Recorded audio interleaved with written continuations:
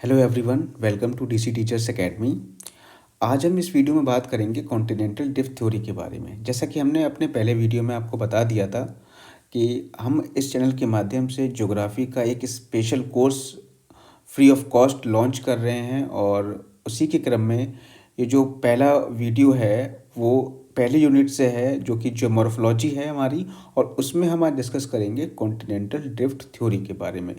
मैं आपको बता दूं, ये जो वीडियो है आपका UGC net, assistant professor, UP PGT या कोई भी आपका एग्ज़ाम हो जिसमें ज्योग्राफी आती है उस सभी के लिए इम्पोर्टेंट है।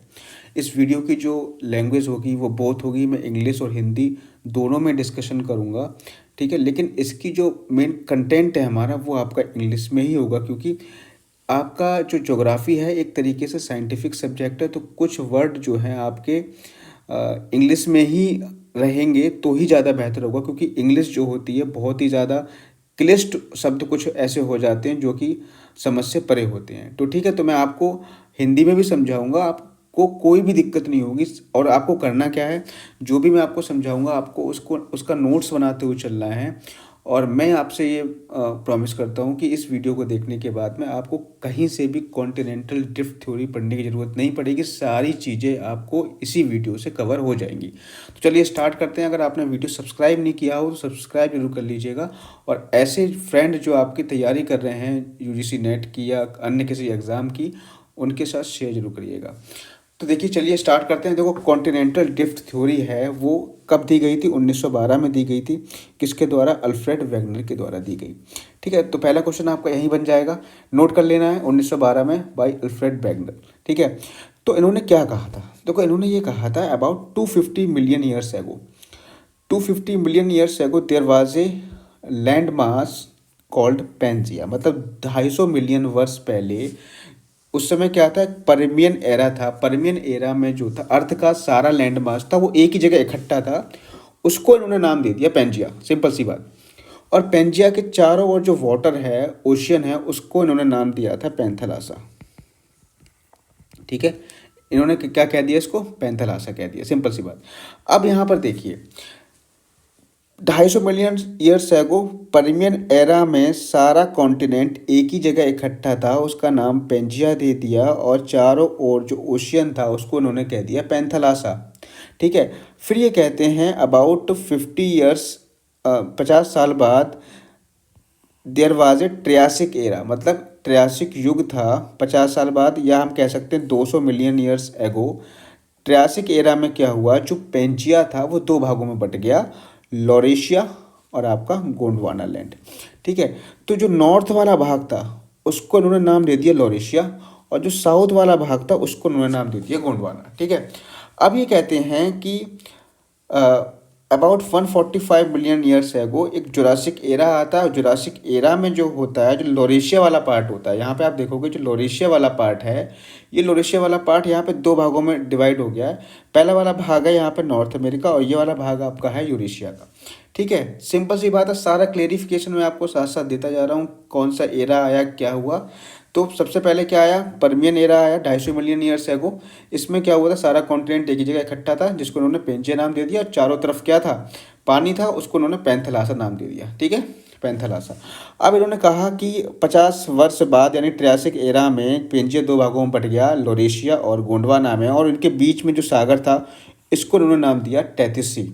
ठीक है, फिर ये कहते हैं इसके बाद जो आता है जुरासिक एरा आता है। जुरासिक एरा में क्या होता है? जो आपका लोरेशिया वाला पार्ट है वो दो भागों में डिवाइड हो जाता है, नॉर्थ अमेरिका और यूरेशियन कॉन्टिनेंट में।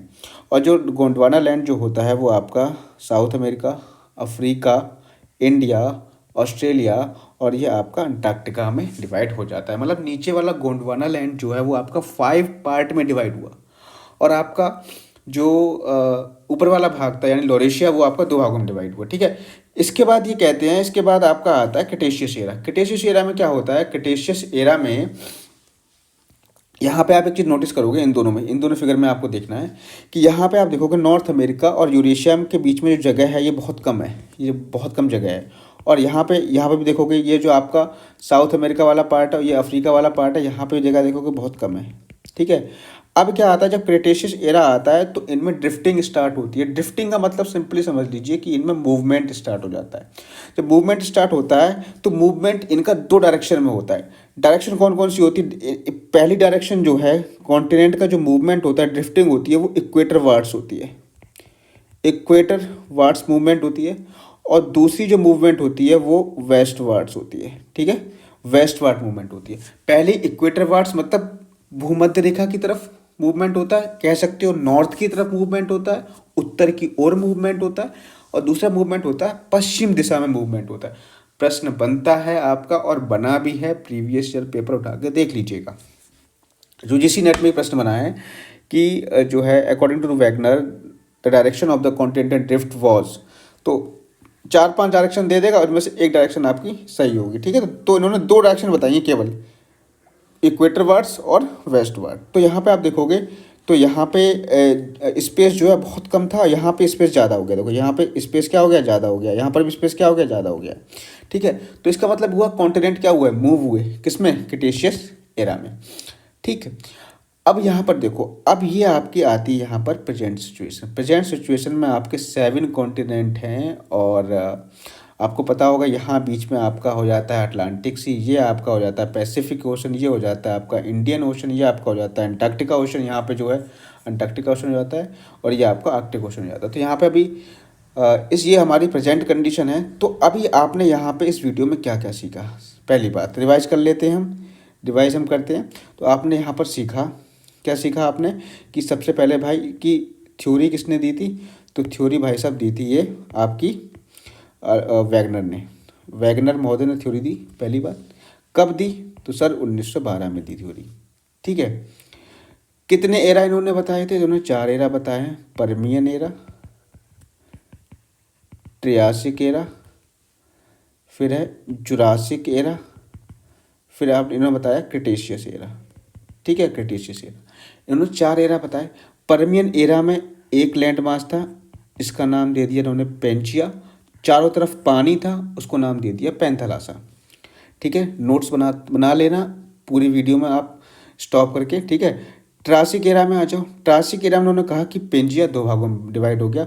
नॉर्थ वाले भाग को उन्होंने कह दिया लॉरेशिया, और साउथ वाले भाग को कह दिया गोंडवाना लैंड। जुरासिक एरा में लॉरेशिया अगेन क्या हो गया, 2 भागों में डिवाइड हो गया, नॉर्थ अमेरिका और यूरेशिया। जो गोंडवाना वाला भाग था वो 5 भागों में डिवाइड हो गया। कौन कौन से भाग थे?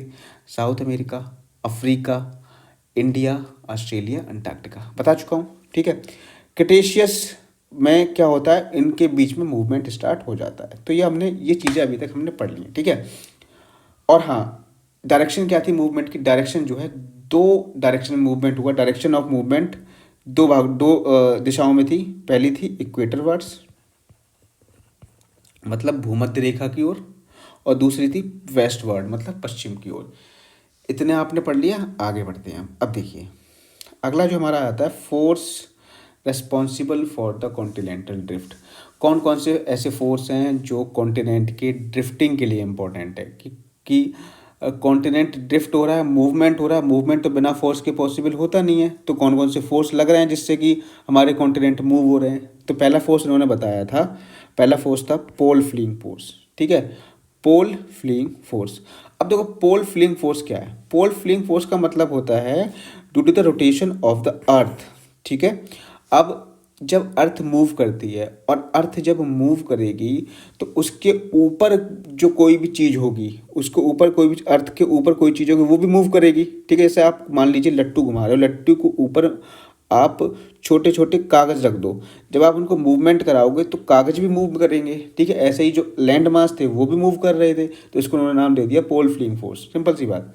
ठीक है, दूसरा फोर्स उन्होंने बताया था बायंट फोर्स। बायंट फोर्स क्या होता है? बायंट फोर्स सिंपल है कि जैसे आपने देखा होगा कि जैसे आप जब नहाते हो तो पानी में जो मग होता है वो डालते हो, जब फोर्स लगाते हो, अब पानी को, मग को छोड़ दो नीचे डुबा कर, तो अपने आप ऊपर आ जाता है। इसका मतलब क्या है कि जो वाटर है वो क्या कर रहा है, ऊपर की तरफ फोर्स लगा रहा है। जो पानी जो ऊपर की तरफ फोर्स लगा रहा है, यानी लिक्विड जो ऊपर की तरफ फोर्स लगा रहा है, वो आपका क्या होता है? बायंट फोर्स होता है। ठीक है, आप जब पानी में कूदते हो तो ऐसा थोड़ा ना हो कि बिल्कुल ही एकदम से डूब जाते हो। पानी क्या करता है, आपको ऊपर की तरफ फेंकता है। तो ये पानी जो ऊपर की तरफ फेंक रहा है आपको ऊपर की तरफ जो फोर्स लगा रहा है वो आपका हो जाएगा बाइंड फोर्स। ठीक है, सिंपल ही बात है। तो कहने का मतलब यह है कि बाइंड फोर्स भी कॉन्टिनेंटल ड्रिफ्ट के लिए इंपॉर्टेंट है, वरना कॉन्टिनेंट तो डूब जाते। ठीक है, सिंपल सी बात है। अगला देखिए टाइडल फोर्स। टाइडल फोर्स उन्होंने इंपॉर्टेंट माना है। इन्होंने कहा है कि जो टाइडल फोर्स कौन सा फोर्स होता है, due to the attraction of the moon and the sun. ठीक है, ये कहते हैं कि जो मून का अट्रैक्शन है, सन का अट्रैक्शन है, वो कॉन्टिनेंट को अपनी तरफ अट्रैक्ट कर रहा था। जब अट्रैक्ट कर रहा था तो उनमें मूवमेंट हो रहा था। जैसे मान लीजिए आप कोई मैग्नेट है, मैग्नेट से किसी भी कॉइन के पास लेकर के आओ तो कॉइन उसकी तरफ खिंच जाता है, किससे? फोर्स ऑफ अट्रैक्शन की वजह से। तो ये कहते हैं कि जो सन है, सन का बहुत ज़्यादा वेट होता है, मून का बहुत ज़्यादा वेट होता है, तो उनमें जब वेट होता है तो उनका एक फोर्स ऑफ अट्रैक्शन होता है। जब फोर्स ऑफ अट्रैक्शन होता है, इससे क्या हुआ, जो हमारे लैंड मास थे, जो लैंड मास थे वो अट्रैक्ट हुए। जब अट्रैक्ट हुए तो उनमें मूवमेंट हुआ, तो यही हमारा ड्रिफ्टिंग हो गया। ठीक है, आगे हम बढ़ते हैं gravitational force. Again same concept है। ग्रेविटेशनल फोर्स जो है सन का जो है वो भी क्या करता है, अट्रैक्ट करता है लैंड मास को। सन का ले लो या जो भी बॉडी जिसमें मास होता है, सिंपल सी बात है, कोई भी बॉडी हो जिसका अपना मास होता है, वो एक दूसरी बॉडी को किसी न किसी फोर्स से अट्रैक्ट करता है। तो बहुत सारे कॉन्टिनेंट है, उनका अपना मास है, तो एक कॉन्टिनेंट क्या करेगा, दूसरे कॉन्टिनेंट को अपनी तरफ अट्रैक्ट करेगा। तो अट्रैक्ट करेगा तो मूवमेंट होगा तो दैट्स इट, कि ये भी फोर्स एक बन गया जिससे कि कॉन्टिनेंट में मूवमेंट हो रहा है। तो इन्होंने 4 फोर्स बताए थे। सिंपल सी बात, अभी तक जिस मैंने तुम्हें समझा दिया। अब ये समझाने में अब आप देखो 4 फोर्स कौन कौन से मैंने बता दिया आपको। पहला है पोल फ्लिंग फोर्स, दूसरा है बायंट फोर्स, तीसरा है टाइडल फोर्स, चौथा है gravitational force. Most important question आपका आया है, पेपर उठा के देखना नेट में, यूजीसी नेट में, कि according to the continental drift theory which forces are responsible for the continental drift. तो कौन सा फोर्स रेस्पॉन्सिबल नहीं है कॉन्टिनेंटल ड्रिफ्ट के लिए? तो आपको 4 ऑप्शन देगा, 3 ऑप्शन सही दे देगा, एक ऑप्शन मान लो उन्होंने दे दिया मैग्नेटिक फोर्स, तो मैग्नेटिक फोर्स नहीं होगा आंसर उसका। सिंपल सी बात है। ठीक है, आगे बढ़ जाते हैं। अब देखिए जो यहाँ पे आपको लिखा हुआ दिखाई देगा, सारा मैं आपको पढ़ा चुका हूँ, आपको बस केवल रीडिंग लेनी है, सिंपल सी बात। तो the earth was made up of a single land mass called Pangaea. इसके चारों तरफ एक ओशियन था जिसको उन्होंने पैंथलासा कहा था। First Pangaea broke into land mass namely Laurasia in the north, Gondwana in the south. सारी चीज़ें बता दी हैं। बीच में जो सागर था उसको टेथिस नाम दे दिया। तो ये सारी चीज़ें आप पढ़ चुके हो, कोई बड़ी बात नहीं है। अब आगे देखिए, evidences to support continental drift theory. कौन कौन से एविडेंसेस थे जिन्होंने सपोर्ट किया था कॉन्टिनेंटल ड्रिफ्ट थ्योरी को? तो अब यहाँ पे देखिए, पहला जो कॉन्टिनेंट जो वो सपोर्ट में था वो था certain identical rare fossils have been found in different continents. जैसे कुछ फॉसिल्स थे वो कई सारे कॉन्टिनेंट्स में पाए जा रहे थे। जैसे the fossils of mesosaurs a small Permian reptile have found in Africa and South America. तो एक मेसोसोर्स नाम का जो रेप्टाइल था उसके जो फॉसिल्स हैं वो आपके अफ्रीका और साउथ अमेरिका में पाए गए हैं। तो ये एक प्रमाण करता है कि पहले कॉन्टिनेंट जुड़े हुए थे, अब बाद में ड्रिफ्ट हो गए। अब समझ लेते हैं इसको कैसे। तो देखो यहाँ पे आपको मैप दिख रहा होगा, ये मैप है। इस मैप में आप देखो, ये आपका है साउथ अमेरिका, ये आपका अफ्रीका है। ठीक है, तो ये इस साइड में जो फॉसिल्स पाए गए किसके, मेसोसोर्स के, वो यहाँ पर भी पाए गए। तो इसका मतलब सेम फॉसिल्स यहाँ पाए जाना है, सेम फॉसिल्स यहाँ पाए जाना है। तो इसका मतलब ये दोनों कॉन्टिनेंट कभी आपस में लिंक हुए होंगे, जुड़े हुए रहे होंगे। ठीक है, जुड़े हुए रहे होंगे और अब ये अलग हो गए हैं। इसका मतलब क्या है कि इनमें क्या हुई है, ड्रिफ्टिंग हुई है। तो फॉसिल्स का सेम पाया जाना किस में, साउथ अमेरिका में और आपका अफ्रीका में, तो ये इस बात का प्रमाण है कि ये कभी ना कभी जुड़े हुए रहे होंगे। आगे हम बात करते हैं। The fossils of a fern tree about 360 million year old have been found in India and Antarctica. तो यहाँ पे ये बता रहे हैं कि जो एक फर्न है उसका जो 360 मिलियन वर्ष पुराना जो फॉसिल्स है वो इंडिया में भी पाया गया था और इधर आपका यहाँ पे पड़ता है अंटार्कटिका में ही पाया गया था। तो इसका मतलब ये है कि ये पहले इंडिया और अंटार्कटिका कभी आपस में लिंक रहे होंगे, तभी तो पाया गया है। सिंपल सी बात है। तो ये भी एक प्रमाण करता है कि हाँ, कॉन्टिनेंट ड्रिफ्ट हुए हैं। Rocks of similar type formation and age have been found in Africa and Brazil. जो यहाँ पे जो रॉक्स हैं किसकी, सिमिलर टाइप की, ठीक है, वो अफ्रीका में पाई जा रही हैं, वही ब्राज़ील में पाई जा रही है। सिंपल सी हम बात करते हैं, अगर हम यहाँ देखते हैं तो यहाँ पे आप देखोगे कि आपका ब्राज़ील कहाँ पड़ता है, ये वाला एरिया जो है ये ब्राज़ील का पड़ता है और यहाँ ये अफ्रीका का पड़ता है। जो रॉक यहाँ पाई जा रही है ब्राज़ील में, वही रॉक आपकी अफ्रीका में पाई जा रही है। इसका मतलब क्या है, इनकी एज भी सेम है। इसका मतलब क्या है, ये कॉन्टिनेंट कभी जुड़े हुए होंगे, अब इनमें ड्रिफ्टिंग हो गई, अब इनमें मूवमेंट हो गया है। तो है ना आसान, कोई ज़्यादा बड़ी बात नहीं है। यहाँ पे आप देखो, zoological structure in new फाउंडलैंड matches with that of Ireland, Scotland and Scandinavia. जो जूलॉजिकल स्ट्रक्चर है किसका, न्यू फाउंडलैंड का। अब न्यू फाउंडलैंड कहाँ पड़ता है, new फाउंडलैंड is the area in north America, in the north America का जो एरिया पड़ता है वो न्यू फाउंडलैंड पड़ता है। यहाँ पे ये फिशरीज़ के लिए, मत्स्य उत्पादन के लिए बहुत ही ज़्यादा इंपॉर्टेंट है। तो यहाँ का जूलॉजिकल स्ट्रक्चर है और यहाँ पे जो आयरलैंड और स्कॉटलैंड स्कैंडिनेवियन कंट्रीज जो पड़ती हैं उनका जूलॉजिकल स्ट्रक्चर है वो सेम है, सेम जूलॉजिकल स्ट्रक्चर के हैं। तो इसका मतलब ये पहले कभी जुड़े हुए रहे होंगे आपस में, तो ये भी इस बात का प्रमाण करता है कि कॉन्टिनेंट का ड्रिफ्ट हुआ है। ठीक है, आगे हम बात करें the corresponding ages of the continents fit together. इसका मतलब है jigsaw fit, jigsaw fit. ठीक है, जिग शॉ फिट का मतलब क्या होता है, सिंपल समझाता हूँ आपको। जैसे मान लीजिए कोई एक सरफेस है इस तरीके की है और एक सरफेस है वो इस तरीके की है और इन दोनों को अगर आपस में मिलाएं तो एक दूसरे में फिट हो जाएंगी। तो जिक्सा फिट का मतलब क्या है, जिक्सा फिट का मतलब सिंपली सा ये है कि अगर आप ये देखो, यहाँ पर आप देखो, यहाँ पर आप देखोगे कि इसका जो साउथ अमेरिका का ये वाला किनारा और अफ्रीका का ये वाला किनारा अगर ये एक दूसरे में जोड़ दिए जाएँ तो एकदम पूरे पूरे फिट हो रहे हैं। जैसे नोट फट जाता है ना, तो नोट को जोड़ते बिल्कुल फिट करते हो कि कोई पहचान ना पाए कि जुड़ा हुआ है। इस तरीके से यहाँ पे जो साउथ अमेरिका है और अफ्रीका है, इन दोनों को जोड़ोगे तो एकदम फिट हो रहा है। इसका मतलब ये पहले जुड़े हुए थे, यहाँ से टूटे हैं। तो सिंपल सी बात है, यहाँ से ये जो है कॉन्टिनेंटल ड्रिफ्टिंग का प्रमाण मिलता है। ठीक है, तो ये चीज़ हो गई। अब देखिए थोड़ा सा अब हम रिवीजन करेंगे। ठीक है, तो रिवीजन हम करेंगे इसके साथ में। ठीक, यहाँ पे इसके साथ में रिवीजन करेंगे। थोड़े से नोट्स हो रहे हैं, कुछ नहीं है, बहुत आसान है। यहाँ पे देखो किसने दिया, अल्फ्रेड वेगनर ने दिया। कब दिया, 1912 में दिया। ठीक है, एक लैंड मास था परमियन एरा में, क्या नाम था, पेंचिया। उसके चारों तरफ सागर था, उसका नाम था पैंथलासा। सिंपल सी बात। ठीक है, आगे हम बढ़ें तो इन्होंने क्या बताया, इन्होंने ये बताया था, देखो इन्होंने ये कहा था कि दो पॉसिबिलिटीज़ हो सकती हैं, दो पॉसिबिलिटीज हो सकती हैं। या तो क्लाइमेटिक जोन शिफ्ट किए गए हों और आपके जो कॉन्टिनेंट हैं वो वहीं पे रहे हों।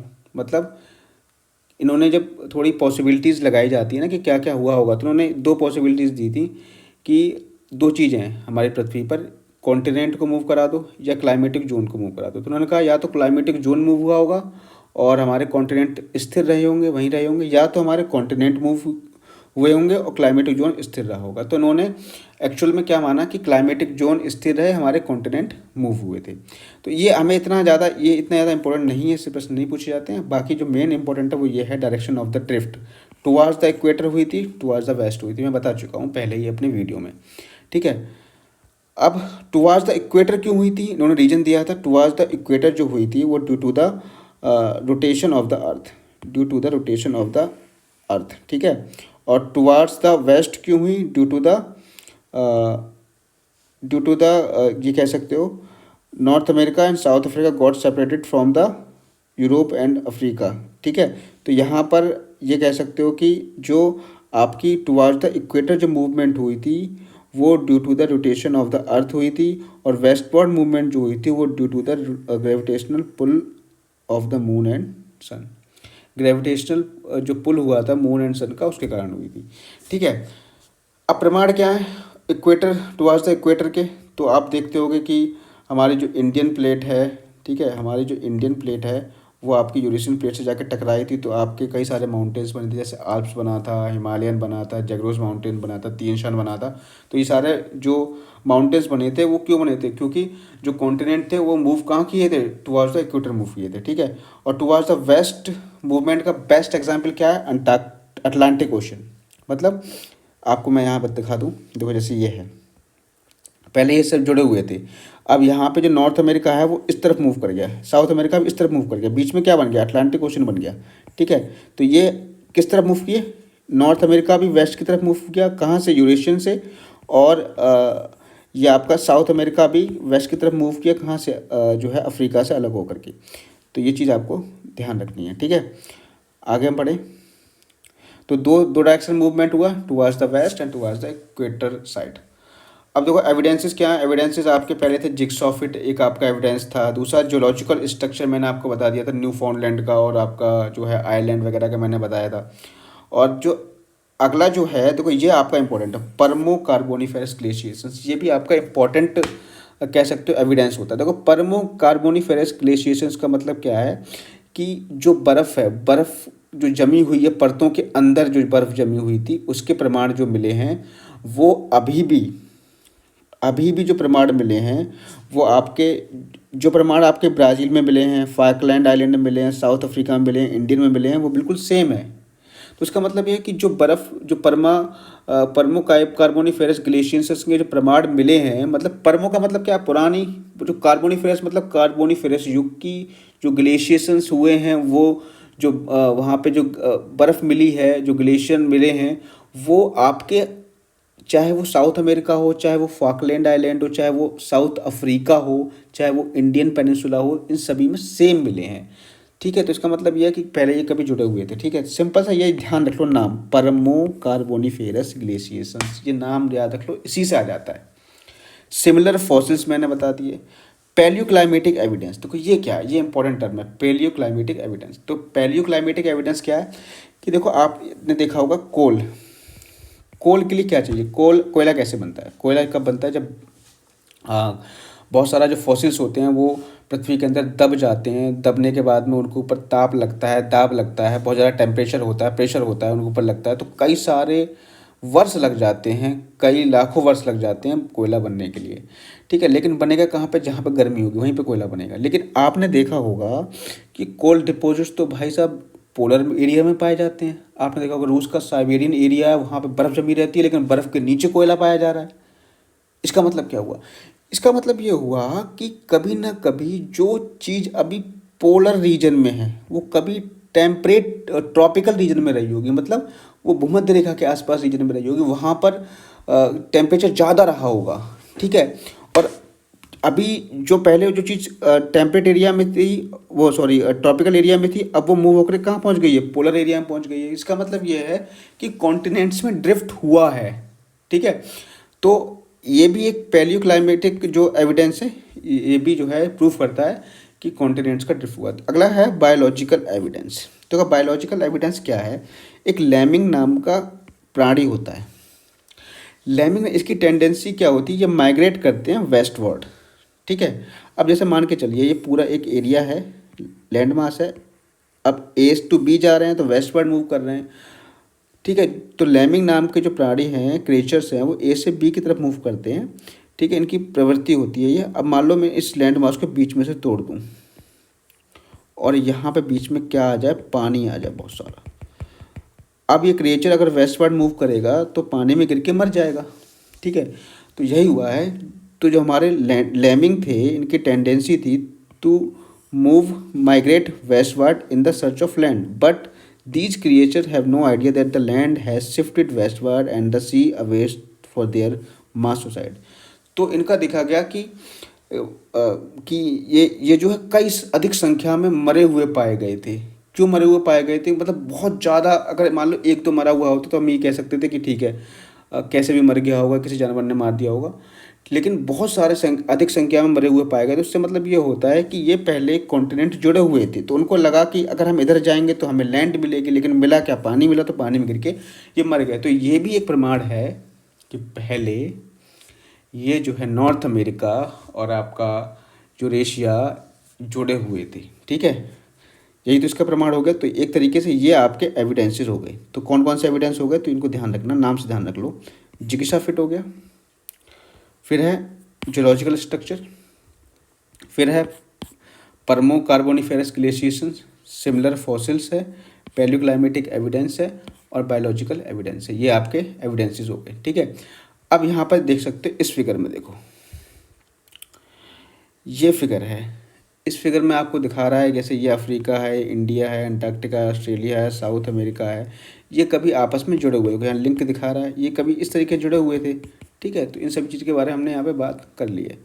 अब हम बात करेंगे कि क्रिटिसिज्म क्या है इस थ्योरी का, क्योंकि कोई भी थ्योरी है तो उसके कई सारे एक प्रिंसिपल होता है, एक उसके एडवांटेज होते हैं, डिसएडवांटेज होते हैं, क्रिटिसिज्म होते हैं, तो कई सारी चीज़ें होती हैं। तो क्रिटिसिज्म से भी क्वेश्चन बन जाता है। हालांकि आपका एविडेंसेस से क्वेश्चन बना है, कई बार बना है एविडेंसेस से क्वेश्चन, तो एविडेंसेस आपको नोट कर लेने हैं। ठीक है, अब क्रिटिसिज्म क्या है, देखो क्रिटिसिज्म क्या होता है कि इन्होंने ये बताया कि भाई ये जो वैगनर थे वो ये कहते थे कि हमारा जो पृथ्वी है, हमारी जो पृथ्वी है उस पे जो है ग्रेविटेशनल फोर्स लगता है। ठीक है, ग्रेविटेशनल फोर्स किसका लगता है, मून एंड सन का लगता है।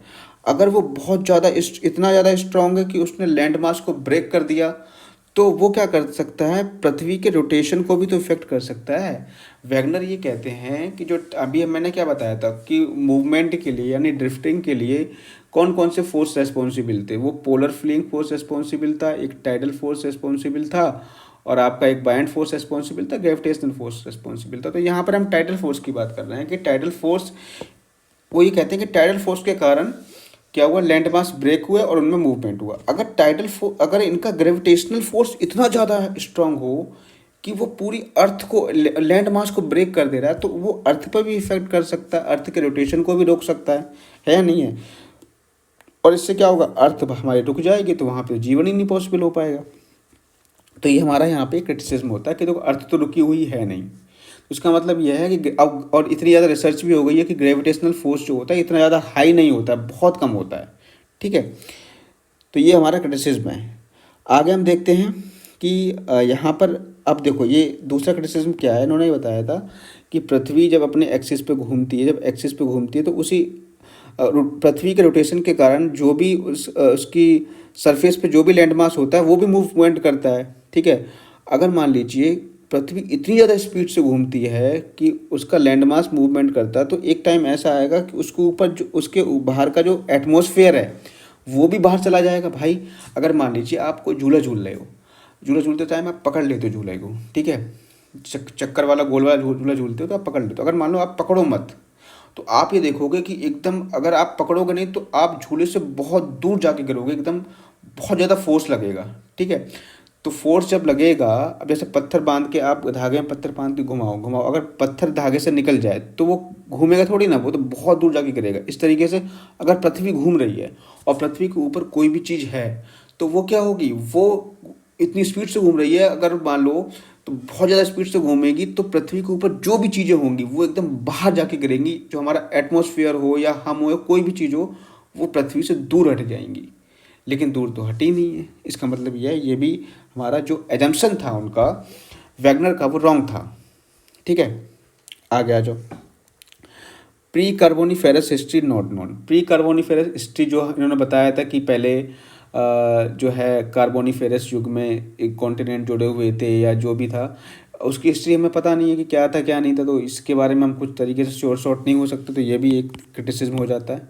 ठीक है, इन्होंने कहा था कि जो कॉन्टिनेंट है वो नॉर्थवर्ड मूव करते हैं, वेस्टवर्ड मूव करते हैं, मतलब तो नॉर्थवर्ड और वेस्टवर्ड मूव क्यों करते हैं, क्या रीज़न है, इसके बारे में ये अच्छी तरीके से क्लियरिटी नहीं दे पाए थे। और did not explain the formation of oceanic ridge and island arcs. इन्होंने ये एक्सप्लेन नहीं कर पाए कि ओशियनिक रिज और आइलैंडिक आर्क्स कैसे बने, जो अटलांटिक मिड अटलांटिक जो रिज है जो अटलांटिक ओशन में, वो किस तरीके से बनी, इसका एक्सप्लेनेशन नहीं दे पाए। इसका एक्सप्लेनेशन कौन देगा, इसका एक्सप्लेनेशन देगा जैसे सी फ्लोर स्प्रेडिंग थ्योरी है, कन्वेक्शनल करंट थ्योरी है, प्लेट टेक्टोनिक थ्योरी है। तो इस टाइप की जो थ्योरी आगे आई थी वो इसका इम्प्रूवमेंट वर्जन थी वैगनर की कॉन्टिनेंटल ड्रिफ्ट थ्योरी का। तो ये भी एक क्रिटिसिज्म रहा था।